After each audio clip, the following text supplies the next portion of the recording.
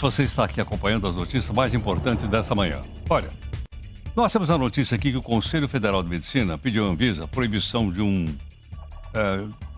produto chamado PMMA, que é um produto utilizado para fins estéticos.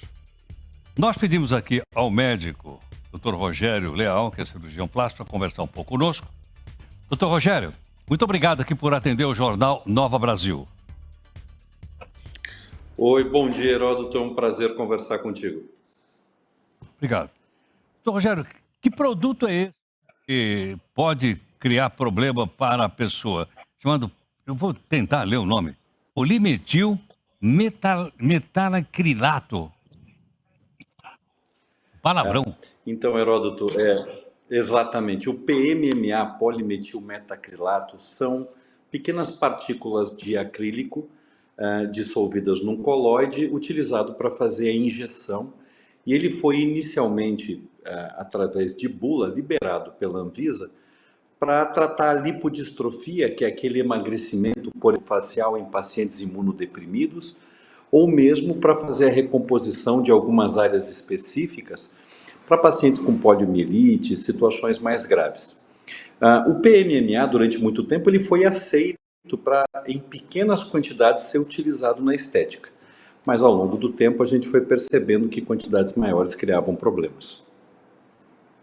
Foi por isso, então, que o Conselho Federal de Medicina pediu a suspensão total desse produto junto à Anvisa? Exatamente. A posição do Conselho, ela é bastante, digamos assim, cautelosa, eu diria. Foram documentados inúmeros casos de problemas com o produto. Então, você se acompanha na mídia, vai perceber inúmeros depoimentos, pessoas com problemas faciais graves e também em outras áreas do corpo. O PMMA também foi muito utilizado para fazer preenchimento em áreas de glúteo e surgiram enormes problemas. É verdade que durante os anos e para muitos casos, em pequenas quantidades, em algumas situações não foram diagnosticados problemas, mas aos poucos os problemas conhecidos foram se somando e isso motivou a ação do Conselho Federal de Medicina. Perfeito. Lara Vital. Bom dia, doutor Rogério Leal. Eu sou a Lara aqui da Nova Brasil.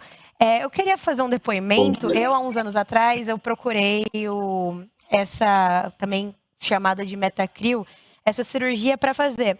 E aí, eu só queria ressaltar que eu dei uma pesquisada e eu vi que tem muito risco. Eu procurei uma clínica que tinha sido uma indicação, e aí tem muito risco de morte, que a profissional tinha me passado, e além disso, não tem uma garantia de que a substância vá se, como eu posso dizer, locomover pelo seu corpo. Eu queria saber, até o momento, não tinha nenhuma garantia de que a substância ia ficar no local ingerido, por exemplo, como o senhor falou, dos glúteos. Ela não tinha nenhuma garantia de que ela ia ficar naquele lugar, e também a questão da dor, né? E isso foi liberado durante muito tempo, até inclusive a Andressa Urati, né?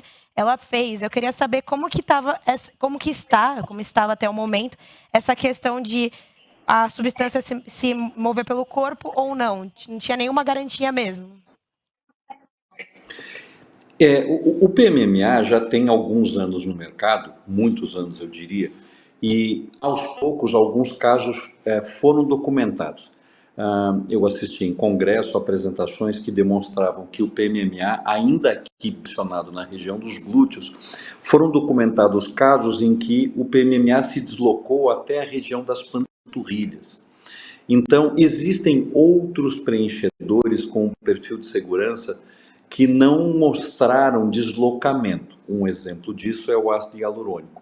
Então, muitas vezes, os pacientes colocavam o PMMA em algumas posições da face e, aos poucos, com o passar do tempo, no acompanhamento médico, a gente ia percebendo que havia um leve deslocamento desse produto. E aí vale uma observação. Uma das questões que muitas vezes motivava os pacientes a colocarem o PMMA é quando os profissionais diziam que o produto era definitivo. E, de fato, o acrílico ele não será absorvido pelo organismo, ele vai ficar depositado no meio dos tecidos. Mas aí existe uma confusão. Quando era colocado o PMMA em uma região mais alta da face ou mesmo na região do glúteo, e a gente pensa num produto que tem uma característica de ser definitivo, o que o paciente pensa é que o resultado da colocação é um resultado também definitivo. Isso é uma coisa que motivava a maioria dos pacientes.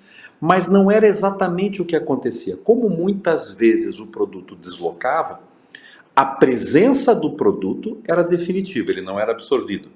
Mas o resultado do tratamento para fazer a elevação daquele local que se buscava acabava não sendo definitivo, porque ele podia deslocar um pouquinho, como foi percebido em muitos casos. Perfeito. Doutor Roberto, mais uma pergunta aqui de leigo.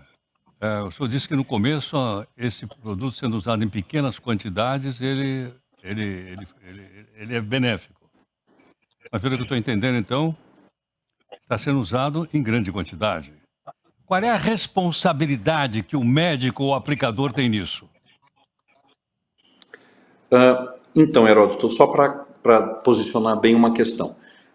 Durante muito tempo, e à medida que foi se conhecendo melhor a funcionalidade do produto, o que aconteceu com as sociedades brasileiras de medicina e o conselho é que se aceitou a colocação de pequenas quantidades na estética, né? Isso foi aceito, digamos assim.